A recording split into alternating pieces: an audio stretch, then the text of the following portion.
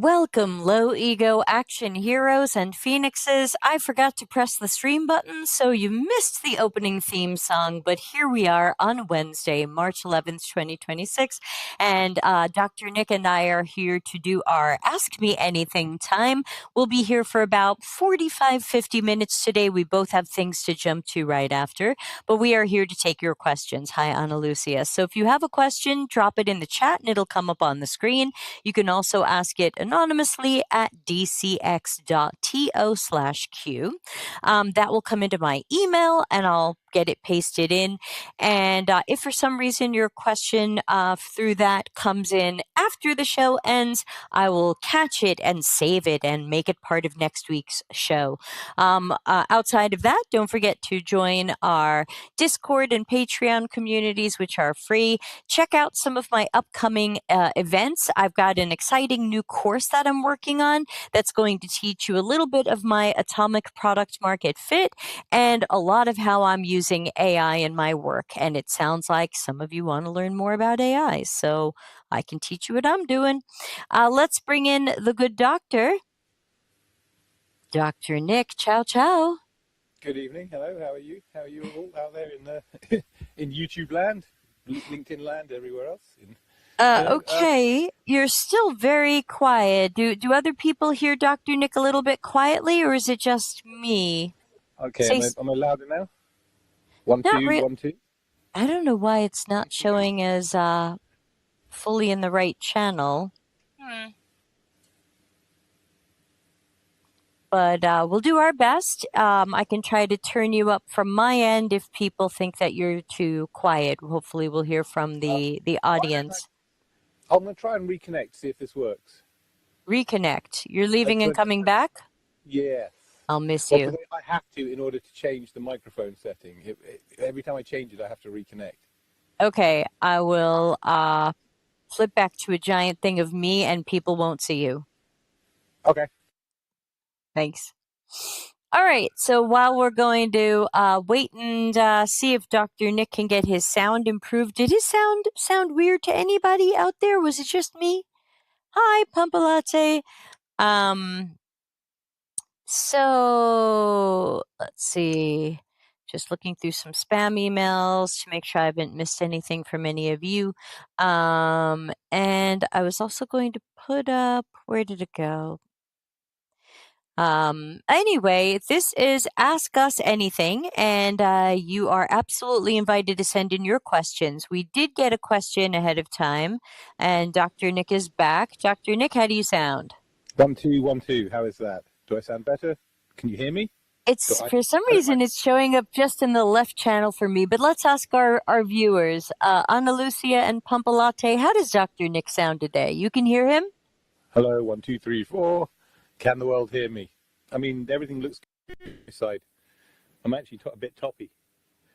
There we go. 1, 2, 1, 2. If they can hear you, then forget about what I'm seeing in my system. So, Dr. Nick, do you want to give yourself a plug or an introduction before I put up our first question today? Nah, I'm not that kind of guy. I'm not much of a plugger. When I've got something to plug, I will plug it. But you know what? I'll never be. I don't think I'm likely to be plugging stuff to you guys. I feel like the corporations need to be paying, so that's where I'm probably aimed in the future. But hey, hello and welcome and happy Wednesday.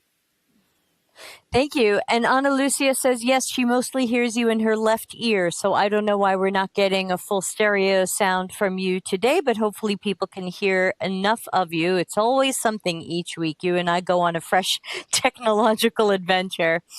But we have a really interesting question that came in ahead of time. It was a link to a LinkedIn post. And since the link is really, really long, I am going to read that post live. So, Dr. Nick, get your pen and paper out. You're going to want to make notes as I read this.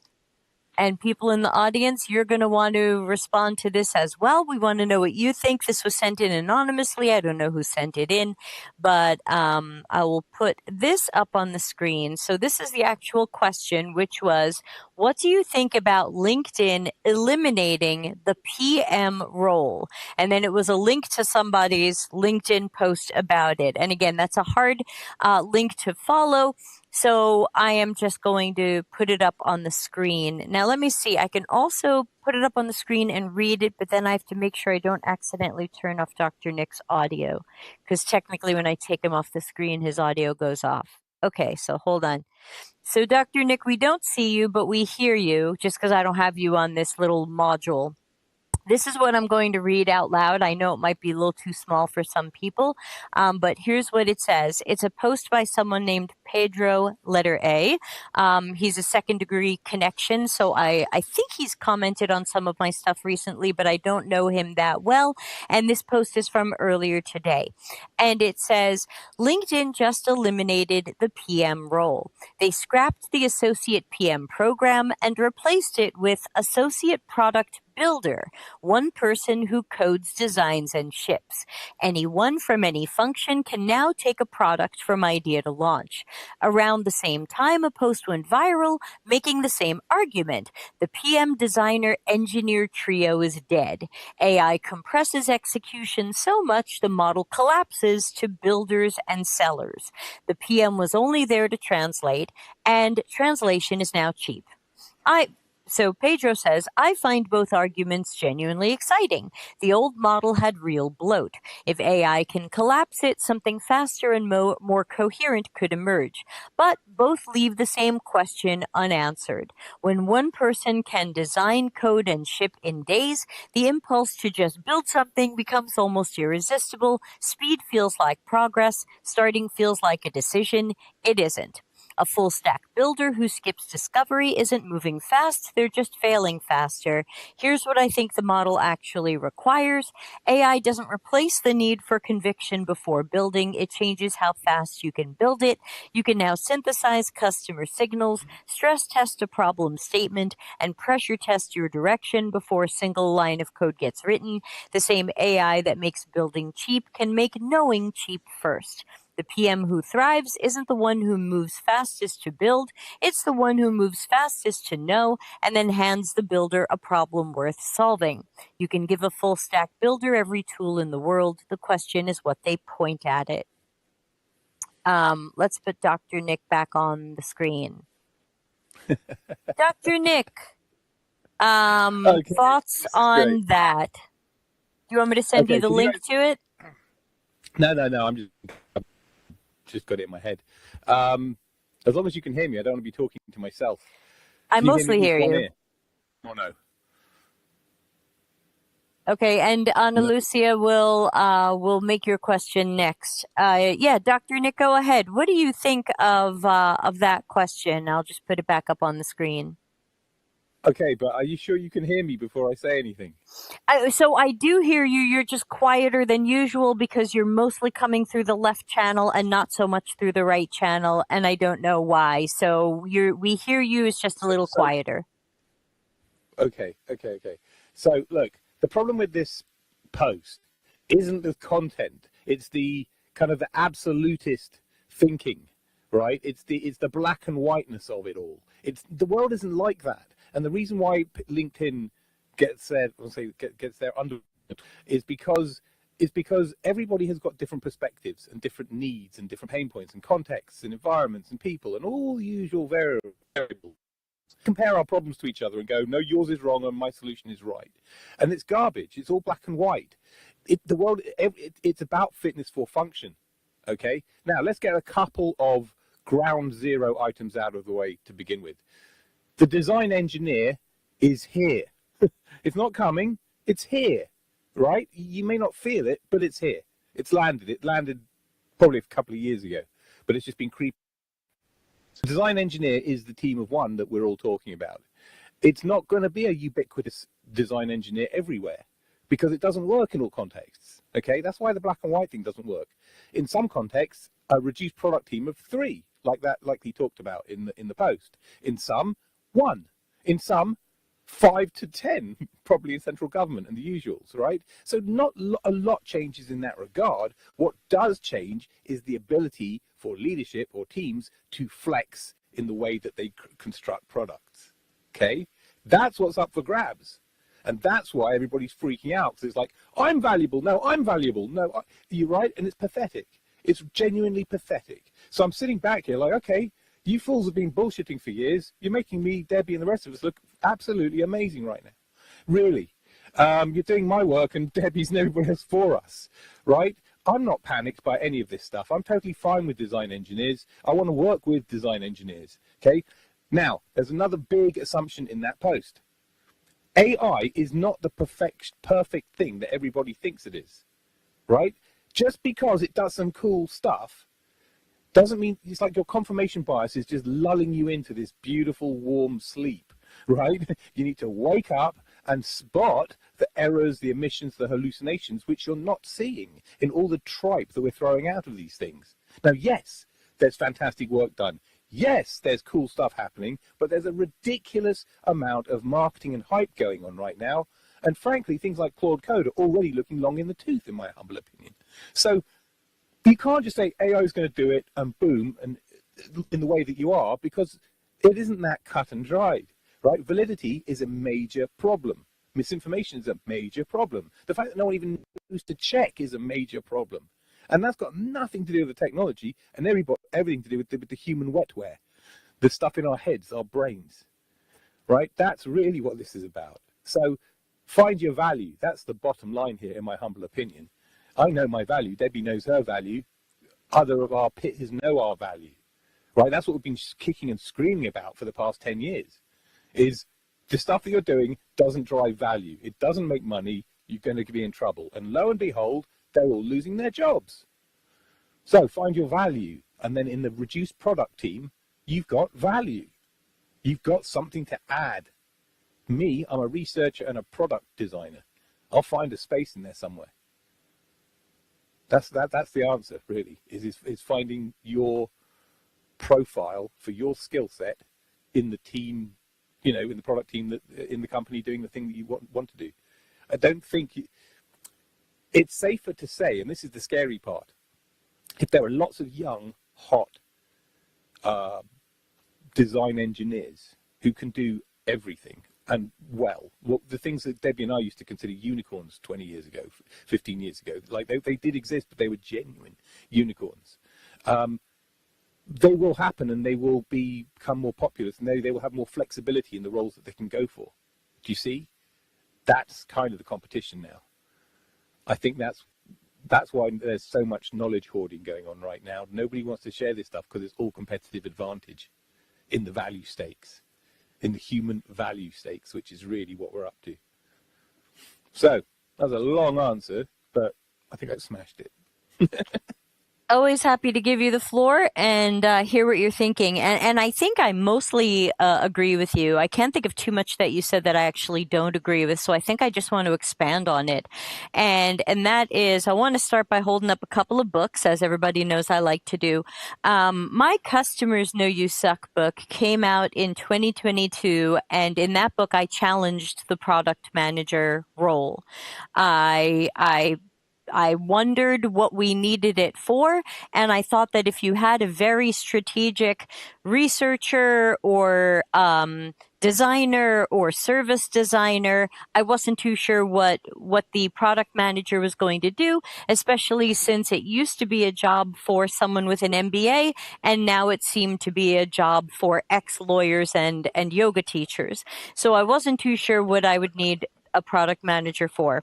Obviously, in life after tech, I'm talking about what jobs might we all do when someone decides everything is a team of nobody or one person and we can't find work anymore. So hashtag life after tech. But I go into what we're talking about a bit in the Atomic Product Market Fit book, which is my new book that's been out just a couple of weeks now. And that is that my point in the book is that no matter who does the work, you're going to have to find product market fit. You're going to have to build something that people want if you're selling something to humans. If you're selling something to AI, that's between you and AI. But as long as you're still trying to create products and services for humans, you have to make products and services that fit your human target audiences. From there, it's really up to your teams and companies how you do that. How much do you want to research? How much do you want to avoid research? Who are you going to have do the work? How much are you letting AI do? Where does AI do things well and where does AI do things poorly? But ultimately, my concern about the idea that one person is going to be a designer and a coder and all the thing is that my only question there is, did you give this work to the people who do those things well? I mean, that's the bottom line because you could say, Debbie, you are now this role. We are going to put you in the role of the researcher. Let's put all the, it's what I call the multi-corn. A couple of years ago I wrote an article and I said the last tech person with a job is going to be the multi-corn. It's basically going to be the person whose job it is to do everything and checking that the AI doing everything is doing it to whatever our standards are. Right now, our standards are low. They need to be higher. So, who's going to be the multi-corn? I'm not a great multi-corn because I don't have a great coding background. And so, I'm not going to know when AI is writing bad code. And if AI writes bad code, I don't know how to fix it. If AI breaks something in the code, I don't know how to fix it. So, I'm unlikely to end up as the multi-corn. So in my article from I think almost 2 years ago, you can find it if you go online and put in Levitt, Medium, because I published to Medium, last tech worker with a job, multicorn. I'm sure it'll come up. Multicorn is one made up word. And so my thought is, look, we can keep making this a team of one or a team of 1.5 or a team of 3 or a team of AI agents do everything and there's a human in the loop or there's no human in the loop. Is any of this being done well? And is anybody checking? Do we have any standards? So these are the things that I tend to think about and worry about because I don't want to get into the fight of what's everybody's job titles and who's going to do what. It's ultimately down to um, are we doing things well? AI can help you do things faster, but not necessarily better in some cases. And so you can ask AI to do some design, you can ask AI to do some coding. It might end up okay. A human knowledgeable in those areas would have to fix it and improve it or reprompt it or whatever. But then another question is what research are you working from? And then my other note that I just want to say quickly before I pass it back to you is based on some of the things that I've noticed, I think the post that I just read was written by AI. Very probable. But you know what? Whether it's, I don't want to get too tangent, but whether something is written or has had AI in that process is up for grabs. Because yes, there's that lazy just chuck it in, take it out, put it straight in. But then there's the tidying and the grammar and all of the not sense checking and the other stuff that goes on, which it's still your writing or 90% of your writing. It's just got some AI stuff on it and it kind of blows the authenticity of what you're actually writing because the writing is all yours. I've fallen foul of that and I don't do it anymore. Right. Anyway, I'm not sure that was a human eroded. I got the feeling that person took one or two articles from the announcements that LinkedIn was removing the PM job and probably said, "Write me a LinkedIn post taking this okay. XYZ perspective." Okay. I just made a few notes about the product manager stuff as you were saying it. Yeah, go ahead. If the product manager was a good entrepreneurial role, then we wouldn't be here, right? But it's become a bad entrepreneurial role, much like you've just been saying. And the other thing is you talked about checking and standards. Who's checking and where are the standards? And there aren't any. You're right. So what in its place is the outcome, which is money, profits, reduce costs, whatever the company's driving at, right? And so if you're not a good entrepreneur, you're not making the right bets or experiments or what they're told to do, and there are no checking standards, then you're going to be judged by the outcome, not by the checkbox activity, which is what they do and are often targeted upon, right? A fundamental problem. That's not PM's problems, but it's a motivation problem. Second of all, back to AI. In my humble opinion, there's always going to be a need for research. Proper, good, Agree. Proper, good, effective, valid research. Always. Certainly agree. End of time. Right? There's nothing's going to change that. There are some levels of research, some when I say levels of research, I'm not talking about the democratization of research, because that's kind of happened. That's gone. It's lost, right?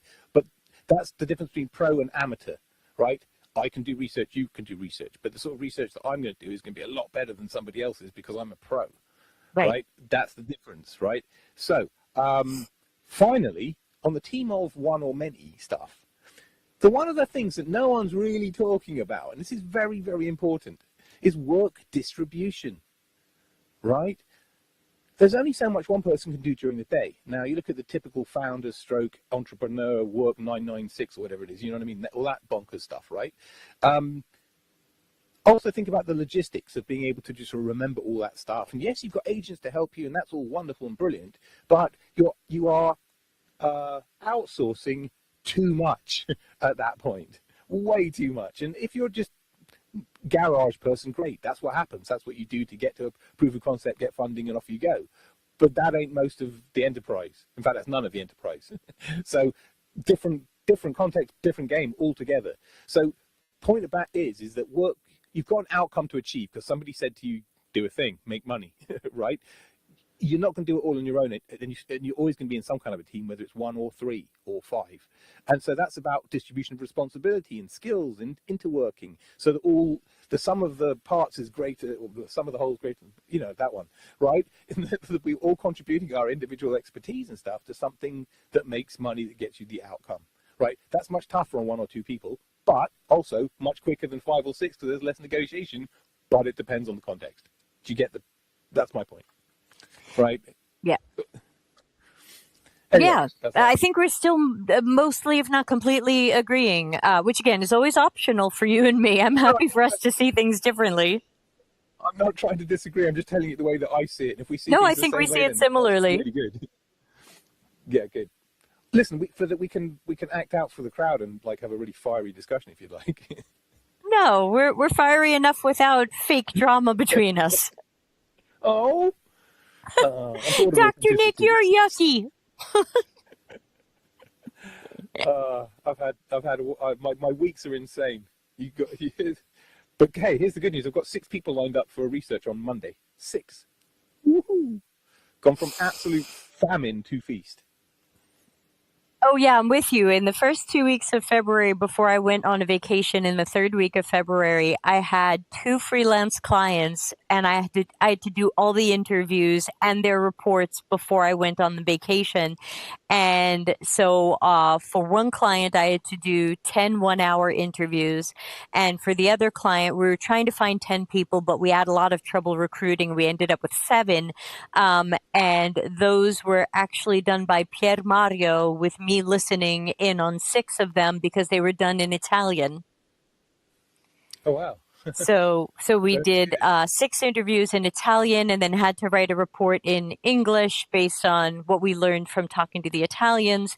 But it was a lot of fun to see Pier Mario in his first ever researching role, because there was a lot he knew and that he did right, having never run a research session before, because the poor man sits 5 meters from me and has been listening to me for 8 years, and he's picked up a few things. And he's overheard many of my sessions because we share home office. And now he was doing his own sessions, and it was really kind of fun to see what he really did amazingly right the first time, and a couple of newbie mistakes that he fell into. So even, you can't learn research from osmosis, as they say. Even sitting next to me for 8 years and hearing nearly everything I say, you're still going to make newbie mistakes. You still need coaching and help and learning and practice. There are a whole bunch of really great UXs who are the early product managers of the new wave, who learned by osmosis by being around us all the time and said, heck, I want to do that. And a lot of them transferred into UX from early product management just because of that. Hey, it's all good. There's some really, really great UXs out there. And I think ultimately and it's already happening, where titles are meaningless. Somebody tells me their title at a job and I go, I don't know what you do. You're telling me you're a product manager. Are you a project manager? Are you a designer? Are you a researcher? Are you writing code? Are you doing marketing? Are you doing strategy? Do you get your strategy handed to you from leaders? Like, just because somebody tells me their title, I don't know. I don't know what anybody's doing anymore. Everything's all different. So I'm just not even thinking about titles for the most part now. I like to think I know what a researcher does and I know what a designer does, but I think I'm living in some old school universe where now those things are changing. Yeah, most people genuinely have no idea about research. Genuinely, I like agree. they have no idea, and I mean that sincerely, and I mean it across. It's very rare that in my travels I come across people that understand the true value. They do exist. It's not like a proper unicorn thing. It's not really rare. It's just really infrequent, right? It's a massive shame, and it should be the norm. And when that, everything changes. Like the quality of product, the quality of UX, the quality of UX UI, even like everything goes upwards. This is why I've been preaching this stuff for a long time in terms of scientific design. This is the cornerstone of effectively of what UX psychology began as. UX psychology is pushing on in my own head. I am not publicizing this at the moment. There's lots of people doing stuff out there, but we're going to come back round in time. We're nowhere near ready for it yet. I'm not ready to break it out, but in years to come, I will open up properly on the UX psychology stuff as it was meant to be, because that's what we're talking about. All the atomic stuff Deb is talking about, and that I've helped to inspire, are literally the atoms of the future. But we have to have those atoms in place now in order to create the compounds and the elements and all the good stuff that comes from this stuff. Because right now we need to reset. Like we need the Big Bang, start again, back at atoms. So get Deb's book. I haven't read it. I haven't got it yet, but I will get it and I will read it. Well, thank Um, you. I think you'll but you like. know, I think you'll like 85% of it. I think you won't agree with everything, and I think not everybody, and that's fine. I always like to say if 85% of people like 85% of what I do, I'm doing pretty well. So I expect you to disagree with some of it, but I still thank you in the back as someone who inspires me generally. right, thank you. But right now, it doesn't matter in my head whose mouth it comes out of, as long as it becomes dialogue in public, in social media, as long as it becomes narrative, because that's the most important thing that I can do. That's the most important thing that we can do. That's true influence, right? Most people think influence is followers and stuff like that. Real influence is changing the way people think, right? That is not connected to how popular you are or how you feel about yourself or any of that stuff, right? I particularly am disconnected from it for neuro and traumatic reasons. But other than that, I genuinely don't. I mean, I do care. Of course, I want recognition, and it's good, and I hate not getting recognition. But the most important thing is that there's a scientific world or a scientific future or a more scientific future for all of us so that we can make the money, have the jobs, and have a good time. It's really, it just comes down to that. There's no other way I can put it. Thank you. Yeah, you you might like some of my book whenever you get around to it. Ana Lucia put up a question.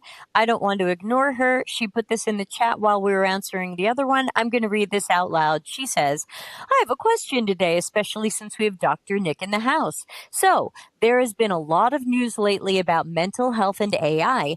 People who likely had mental health issues, which were exacerbated by ChatGPT or whatever tool. Delusions, Yes. suicide, almost terrorist minded like stuff.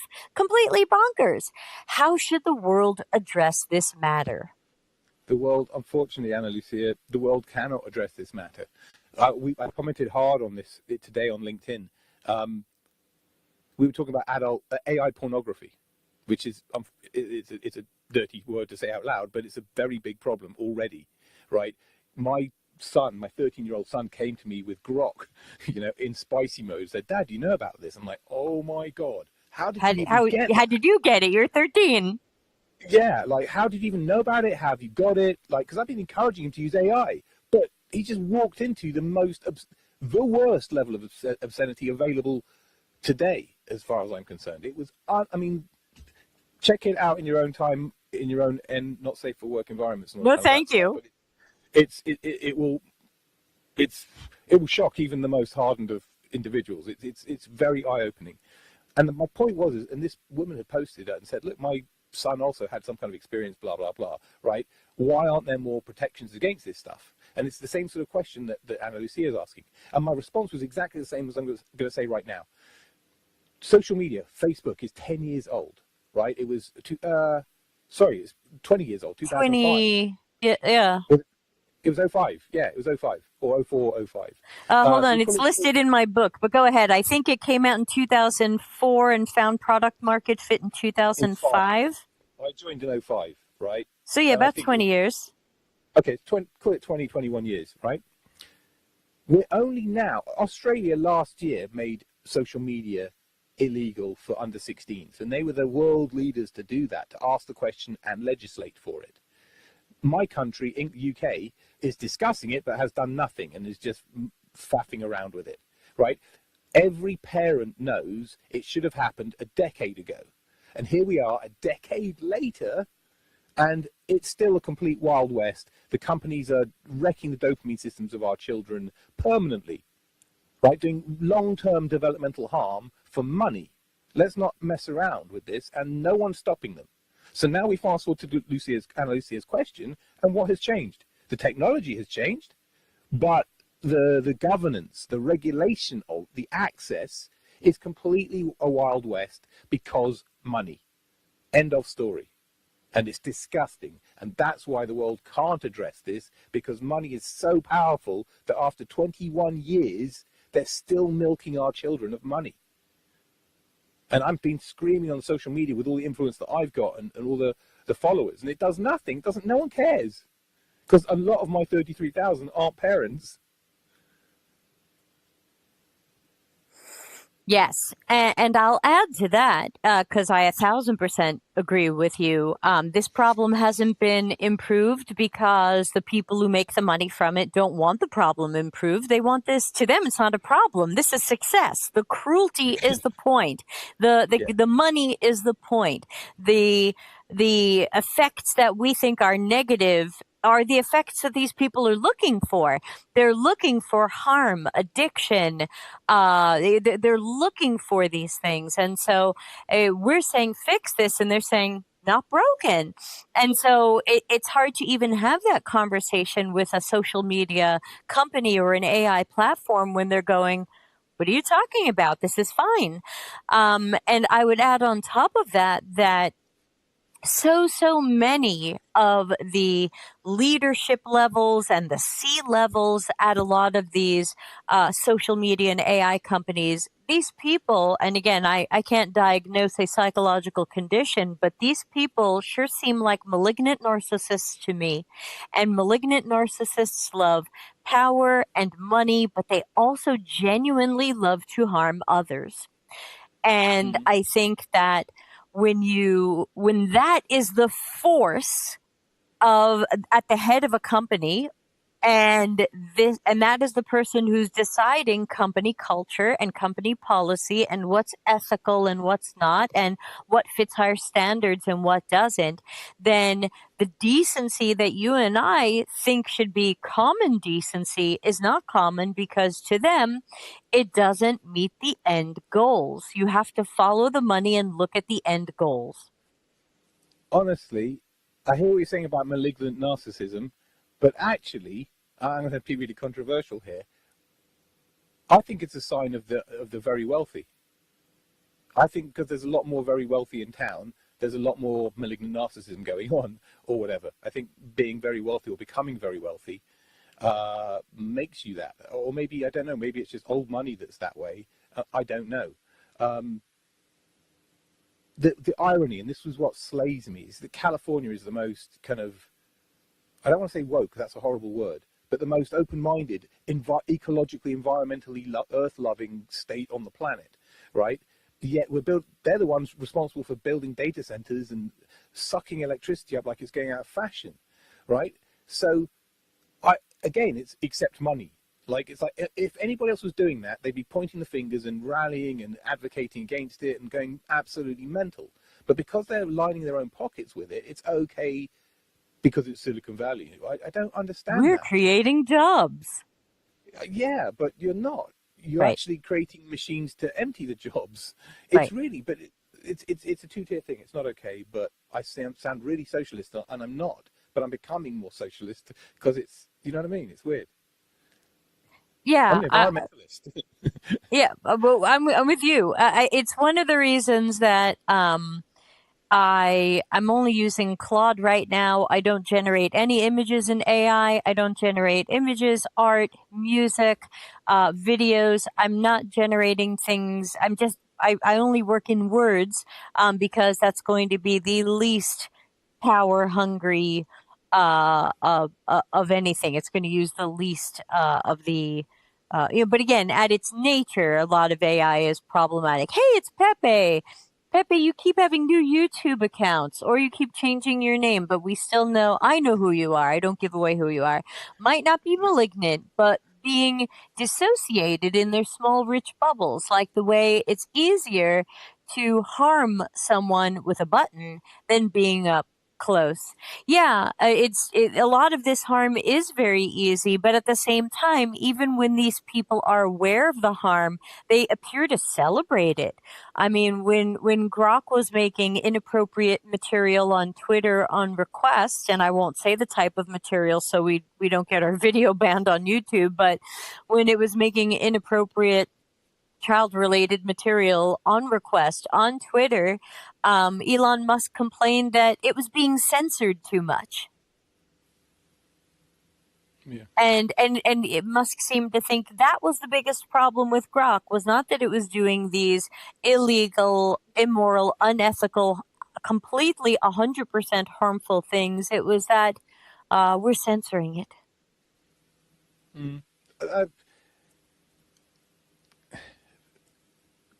I, in a moment of not madness, but let's just say in a moment of desperation, about a year or two ago, maybe a year ago, it was in a really dark place, and I got personal with one of them, probably GPT, because GPT I've got the longest relationship with, and therefore it knows me the best.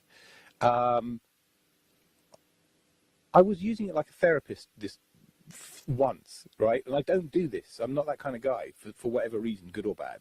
Um, and it was really, really useful. And I remember saying to my wife, "Holy shit, that was really, really good," because it understands me and the context as much as any of these things is going to, and gave me really logical, empathic almost, and well presented reasons. Now, it's a pattern matching machine, probably putting out Forrest statements, but P.T. Barnum statements all day and all night. And there's me going, yeah, this is amazing, falling for it. But it kind of, whatever's going on there, it absolutely worked. Now, that was a one hit deal for me, and that was the end of that. It was just a particular moment of madness or whatever. I can easily, and I'm a 55-year-old man who's settled in his family, in his life situation, financially, my home, my job. You know what I'm saying?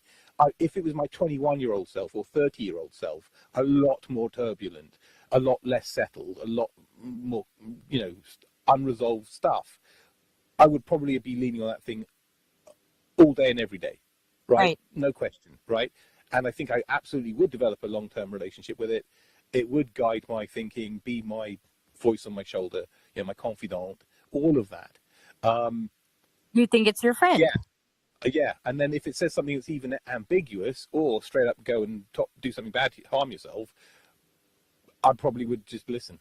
I think, you know what I'm saying? Because at that point, the relationship is Right. so, you're bonded with an entity, right? Yes, I can see it. And I hate talking about this stuff because it's so negative, but throughout social media, there have been these kind of harm clubs or whatever you'd call them, right? Where they help people to do terrible things to themselves.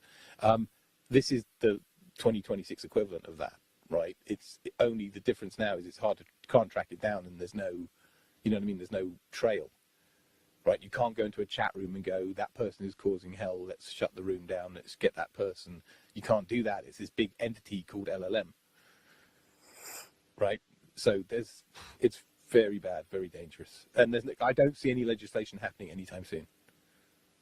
No, I mean, like anything in any corporate environment, nobody's going to start fixing a problem if they don't see it as a problem. Yeah, Or exactly. Yeah. And Ana Lucia also said the way LLMs are programmed doesn't help. LLMs try to fawn all over you, flatter you as if you are the one person in the whole world. The outputs can be horrible if we don't analyze the way they may affect people, and then CEOs use it too, and it exacerbates their narcissism. But yes, as people say, it's not a bug, it's a feature. You know what? I almost consider myself like an AI psychologist these days because I've been ripping into these things and putting them apart since we had access to them 3 years ago, right? Um,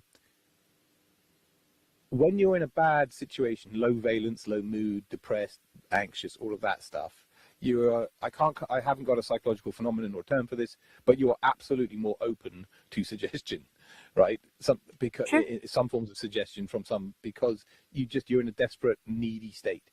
Um, you can challenge any of these LLMs pretty much on anything, and maybe even including gravity, right? Constants, which can't challenge, and it will go, oh yeah, black is white, up is down. You can do it. Listen to what I'm saying. Now, when you're in that open, receptive state, you don't do it. It's like confirmation bias on speed because you just blink and tell me what I want to hear, make it better, and that's okay, I guess, under those circumstances, right? It's but if you were to actually challenge it, you would get. It hasn't got a position unless it's a very, very hard back position, and it's very hard to get to that back position without lots of challenging, which people don't do, right? So what I'm trying to say is people are listening to a thing selectively because it tells them what they want when they want it to, Sure. right? It's pure confirmation bias filtering, whatever you want to call it. Yeah. And Pepe added, ChatGPT now often adds, do you want me to tell you this one trick many people miss at the end of its answers to keep the conversation going, I guess. Yeah, it's all you have. I'm so cynical that I look at everything with like kind of financial unpicking eyes, or looking for the motivator behind it. Because why are you asking this? Why this? Why now? And I didn't ask for that. It's completely tangential, and you're probably just trying to get usage out of me because that's money. I want to Also, mention quickly, Pepe, the screenshot you sent me is page 14 in my book. Do you remember when you sent me that screenshot over a year ago from ChatGPT? So Pepe, because I know who it is, contacted me privately one day and said, "Hey, I'm using your space framework." And I said, "I don't have a space framework. I have a space workshop that goes with my Customers Know You Suck book, and SPACE stands for Strategizing Products and Customer Experiences, SPACE." And Pepe sent me a screenshot about ChatGPT telling Pepe all about Debbie Levitt's space framework. And I didn't have a framework. And the SPACE stood for different things. And it either completely hallucinated it or it misattributed it. But poor Pepe was so proudly telling me that they were using my space framework. And I was like, I don't have one. where was that from? Public domain, or was that from prompting that you had done? Oh no, Pepe, no, do you sorry, remember that that story? I think Pepe had asked it. Pepe, now I'm forgetting when that. Yeah, Pepe sending crying emojis. no, but what I'm saying is did you intentionally put that out there, or did it learn about space, or does it know your It, book because your book is so my published, or space workshop was out there, but I never put a space framework out there. It was saying, hold on, I have it in the screenshot. uh, It was so saying, maybe that space stood for strategize, prioritize, oh yeah, align, collaborate, and evaluate. But if that framework exists, it's not mine. I hate the no, word no, align. no. What it's done is, I'm going to guess at this. It's seen some kind of Eventbrite or some kind of promotion that you've put out for that workshop, right? Whatever that thing was, right? And because it's gone space, and because they're in capitals, it's gone, oh, that's an acronym, but it's not there in the detail. So no, the it source is. material. Every time I did the space workshop, I Really? put in parentheses what it stood for, because otherwise, if you say Debbie Levitt as a space workshop, you're going to think, You're an astronaut. yeah, exactly. What is Debbie teaching? Hold on. Faze put something up. Faze says, when ChatGPT says something like that or something I don't like, I correct it and I tell it not to Yeah, say that, or ask it to explain its reasoning behind its response. yeah, Does it yeah, learn yeah. from that though, or does it keep No, doing the no, same crappy no. thing? Right. All you're, and honestly, all you're doing is battering it into submission, and that's what that's what I'm the king of. But it doesn't make me any better than you or anybody else can do it. You just have to. It's like doing the 6 whys, only it's the 20 whys of AI. And you Right. keep going back, and it'll just go, white flag. I lied. I was bullshitting. It was fraud. I made it up. I Right. shouldn't have done it to you. You know what I mean? And it'll just Mea come up with all. culpa. Yeah. And that's when I go absolutely ape shit and start swearing at how Yes, many people. I see your LinkedIn posts. I've got one tonight. If anybody wants to see Dr. Nick losing it over bad AI experiences, please follow him on LinkedIn. Well, but also I can't share some of them just because the language is way too industrial. But they are also too long. I would love to be able to show you like a slideshow of interaction over a number of prompts just to really deconstruct it for people, because it's really terrible. We're laughing about it, but it doubles down on wrong, right? So it'll say, you're right, I'm wrong. Here's the solution, and that solution's wrong, right? And or it'll say, that solution is absolutely right. I validated against 3 sources, and it turns out that was all bullshit too. I mean, it's that level of bad. It's unworkable. But if you don't look, you won't see it, and you'll be blissfully ignorant. So carry on. Hold on. I was looking for something I wanted to put up on the screen. Is this it? Oh, I don't even know. Let's see. What happens if I press this button? Oh, now it's over my face. I accept that. It can be over my face. Just a reminder to everybody that the new course and my free preview of it, it's at atomicpmf.com/lightning. The 1 hour lightning lesson is free. The course is not free, but there's always discount codes for all of you. And if you feel like you still can't afford it, just contact me and I'm happy to negotiate prices with each of you. No questions asked. Faye says, yeah, it is annoying. What sucks is most people give away their sovereignty to an LLM. Ooh, now we're going there. I like that. Pepe I'll go says, further. what? They give away their souls to the LLM. Sovereignty, yeah. But Pepe says, I was watching this AI scientist recently. He says we should stop calling it hallucinations because that's visual, but call it confabulations. I think the word doesn't matter so much. Claude usually calls it constructions or performance. yes, and that's what I've been calling it, and that's why I rail against self-reported constructed stuff. Right? It constructs. It makes it up. Right. Right? Construction is bad in any form of we don't want. The only construction you want is in like building, not in terms of information. Right. So beware of that stuff.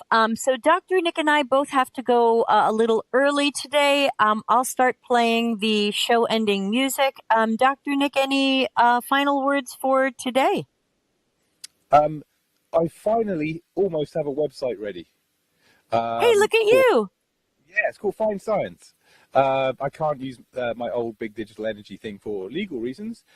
So, yes. Anyway, so that'll be going up in the next few weeks. But other than that, just have a really good time, stay safe, and check your LLM output.